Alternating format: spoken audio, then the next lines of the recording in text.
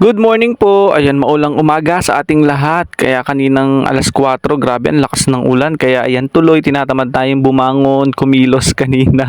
Pero syempre dahil kailangan at baka tayo ay malate sa pasok, ang aming mga estudyanteng dalawang baby at kami syempre ni Mami, wala kaming choice kundi bumangon ng maaga, mag-asikaso at kumilos. At ayan, medyo tumila na nga yung ulan.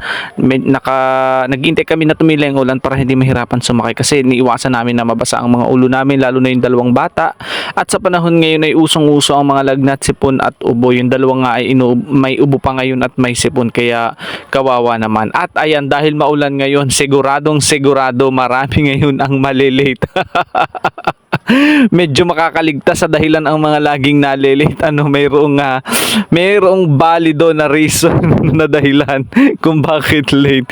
Hindi katakataka at katanggap-tanggap. Ayan, 'di ba? Kaya mag-iingat po tayo kapag kalalabas ng bahay ngayon. Medyo malakas ang ulan, laging may payong, tsaka syempre madulas ang daan. Iwasang mabasa ang mga ulo para hindi sumakit ang ulo natin, at dahan-dahan lamang ang mga nagmamaneho at ang mga nagko-commute. Ingat-ingat po tayo. Ayan, kasama namin ang dalawang baby.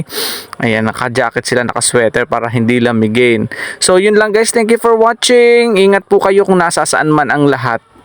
Bye-bye po.